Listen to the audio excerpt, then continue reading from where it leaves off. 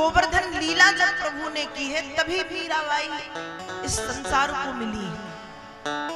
अब आप सोचो कि मीरा तो कलयुग में थी, गोवर्धन लीला भगवान ने द्वापर में की, तो ये कैसा?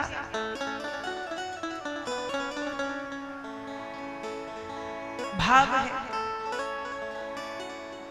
वृंदावन में एक गोपी जिसका नाम है माधवी, वृंदावन में एक गोपी है जिसका नाम है माधवी, जो दूसरे गांव से ब्याह करके वृंदावन आई है।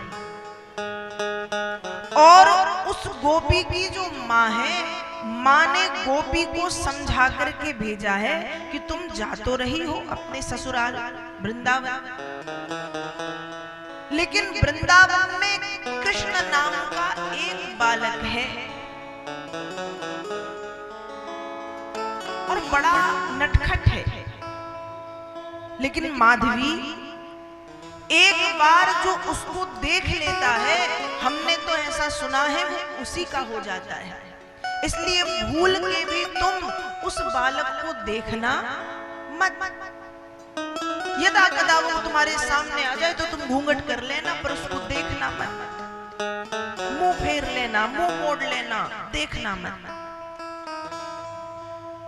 मां ने समझाया है और अपने पातिव्रत धर्म को अच्छे से निभाना। मां की बात सुनी है माधवी ने।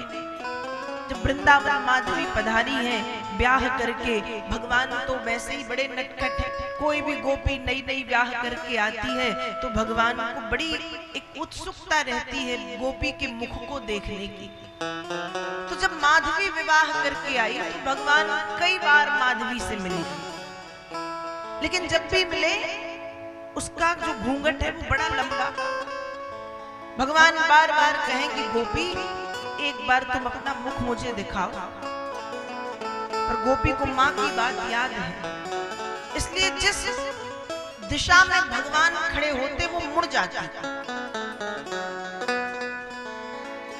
धोखे से भी मैं देख ना लूं, खूब लंबा घूंघट डाल के घूमती।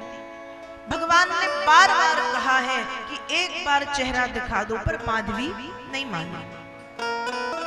और जब नहीं मानी तब भगवान को क्रोध आया है और भगवान फिर उस गोपी से कहते हैं कि अब तुम मेरा मुख देखने के लिए तरस जाओगी, पर देख नहीं पाओगी, इस युग में तो नहीं देख पाओगी। और ऐसा कह के भगवान चले गए। उसी समय ये गोवर्धन धारण करने की लीला हुई, और जब लीला हुई तो भगवान ने गोवर्धन पर्वत उठाया है, सब जय जयकार कर रहे हैं। उसी समय हवा भी चल रही है, माधवी भी गोवर्धन के नीचे है, लंबा सा घूंघट डाले है। लेकिन जैसे ही हवा चली, आंधी आई, तूफान आया, तो उसका जो घूंघट है उड़ा। और जैसे ही घूंघट उड़ा तो उसने भगवान को देखा है, गिरिराज धारण किए। और जैसे ही भगवान को देखा तो थोड़ा सा देख पाई है और देखते ही रह गई।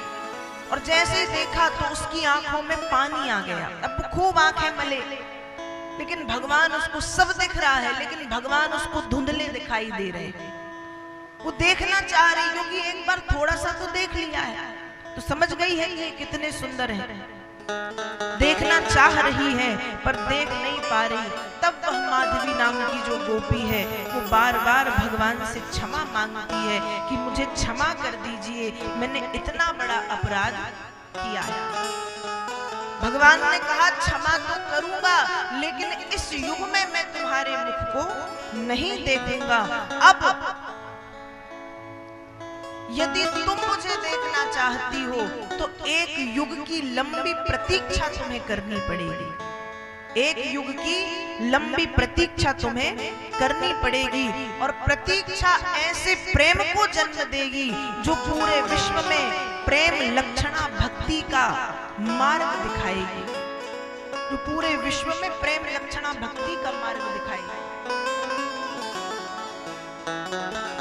देखिए, भक्ति में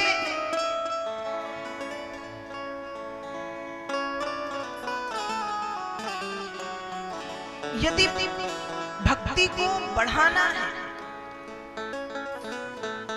तो विरह ही भक्ति को पुष्ट करता है। भक्ति में विरह का होना जरूरी है। एक युग का लंबा विरह इंतजार। उसने कहा ठीक है, एक युग का इंतजार, मैंने इतना बड़ा अपराध किया है, ये दंड ठीक है मेरे लिए, लेकिन एक युग के बाद मुझे पता कैसे चलेगा कि आप मुझे मिल गए। तब भगवान ने कहा है कि कलयुग में मेड़ता के राजा दूधाजी राव के यहाँ तुम उनकी बेटी मीराबाई बनकर के प्रकट होगी, आओ। और जब तुम मीराबाई बनकर के आओगी उस समय एक महात्मा आएंगे और जब उनकी सेवा तुम करोगी तो महात्मा जब आएंगे तो वे मेरे इसी रूप को लेकर के आएंगे। किस रूप को? गिरधर, गोवर्धन धारण करने वाले रूप को, वो एक मूर्ति लेके आएंगे।